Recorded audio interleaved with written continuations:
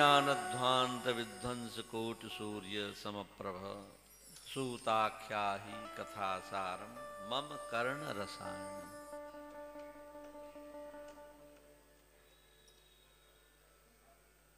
तो कौन सा ज्ञान है? मोह निशा सब सोवन, कि मोह की नींद में सारा संसार सोया हुआ है।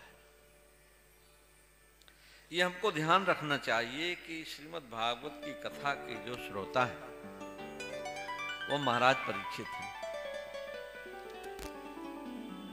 और महाराज परीक्षित की जो समस्या है कि सिर्फ जीवन के 7 दिन बचे हैं, मृत्यु सन्निकट है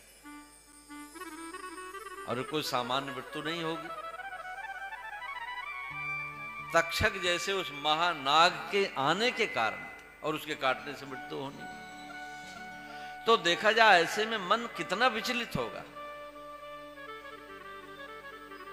और ऐसे विचलित मन वाले महाराज परीक्षित के मन को एकाग्र कर श्री भगवान की ओर मोड़ देना और श्री भगवान में अवस्थित कर देना, ये कोई साधारण गुरु की योग्यता नहीं है और साधारण गुरु की कृपा नहीं है। अभी यहां इतने सारे लोग बैठे, मालूम हो जाए कोई सांप का भी छोटा बच्चा कहीं इधर उधर आ जाए तो भागते नजर आऊं, एक आदमी ने दिखाई पड़े। वैसे देखो और भी जीव जंतु हैं, लेकिन ये सांप से जितना भय आदमी को लगता है ना, चाहे वो नकली ही क्यों न हो, कई बार बच्चे खेल खेल में डाल देते हैं, है ना, वो साक्षात काल का स्वरूप है। और ऐसे में श्रोता बैठा हुआ, वो भी सम्राट है, और ऐसे श्रोता के मन में कितनी सारी बातें होंगी, क्योंकि तक्षक को तो देखा नहीं है। सामान्य सांप आदि की बात अलग है, लेकिन किसी को पता हो तुम्हारे पास 5 मुंह वाला सांप आएगा तो बड़ा मुश्किल हो जाए, जिसकी कल्पना नहीं, जिसको देखा नहीं।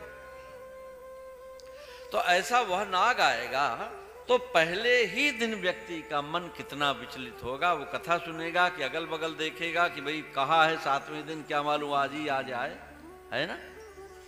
तो ऐसे विचलित मन को एकाग्र करने के लिए भागवत कथा है। तो सबसे पहले इस पुराण की जो सबसे बड़ी योग्यता है, यद्यपि व्यास जी के ही लिखे हुए सारे पुराण हैं, है ना, सारे पुराण उनसे ही प्रकट हैं, लेकिन इसकी जो योग्यता है कि ऐसी स्थिति में भी व्यक्ति के मन को ऐसा एकाग्र कर दिया।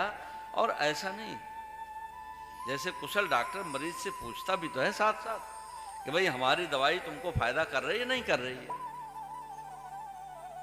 तो सुखदेव जी ने 7वें दिन महाराज परीक्षित को, 7 दिन तो बीत गए, 6 दिन बीत गए, 7वां दिन आया तो उन्होंने पूछा कि अब ये बताओ कि इतना जानने के बाद, इतना सुनने के बाद अब तुमको कैसा लग रहा है?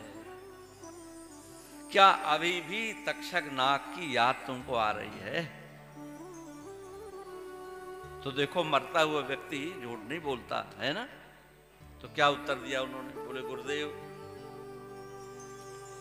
भगवन् तक्षकादिभ्यो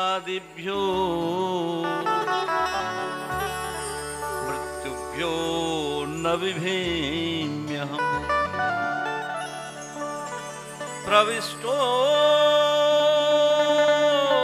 ब्रह्म निर्वाणम् भवता करुणात्मना। गुरुदेव आपकी कृपा से अब मुझे कोई भय नहीं, अभयम दर्शितम दया, है ना। अब मुझे किसी तक्षक की स्मृति नहीं है। भगवंस तक्षकादिभ्यो मृत्युभ्यो न विभेम्यहम्, अब मुझे मेरा मरण नहीं दिखाई दे रहा। अच्छा, आप यहीं से देख लो कि क्या परीक्षित की मृत्यु टली क्या? लेकिन ये कहते हैं कि अब मुझे मृत्यु पता नहीं लग रही है। यही सारा खेल है इस पुराण का। यहां धोखे की बात नहीं है, पूरी तरह हर बात बहुत स्पष्ट है। भगवान ये धोखा नहीं देते कि तुम्हारी मृत्यु टल जाएगी, ये काम तुम्हारा बन जाएगा, कैसा हो जाएगा। इसलिए ये पुराण नहीं है। किस लिए? बोले जिस सत्य को तुमको समझना ही पड़ेगा, है ना? देखो सच्चाई चाहे आज समझो, चाहे कल समझो, चाहे परसों समझो, सत्य तो सत्य ही रहेगा, है ना? बहुत पहले जब डॉक्टर लोग आते थे किसी के घर में, देखा मरीज की स्थिति सीरियस है, बचने वाला नहीं है, तो उसके बेटे को बुलाया या किसी और को बुलाया, उससे कहते थे कि ये बात है। अब थोड़ा थोड़ा बदल गया, मरीज को भी बता देते हैं कि भाई देखो ये स्थिति, क्योंकि सुनने को भी लगभग आदमी तैयार है। और मरीज भी कहता भाई देखो जो बात है गुपचुप बातें मत करो, मुझे सही सही बता दो, है ना? अब यहां वहां बातें करो उससे क्या फायदा, ताकि कुछ समय मिल जाए हम भी कुछ तैयारी कर ले। तो यहां महाराज परीक्षित की मृत्यु नहीं टलती, लेकिन वो कहते हैं कि अब मुझे मृत्यु पता नहीं लग रही है। ये इस पुराण की सबसे बड़ी जो विशेषता है।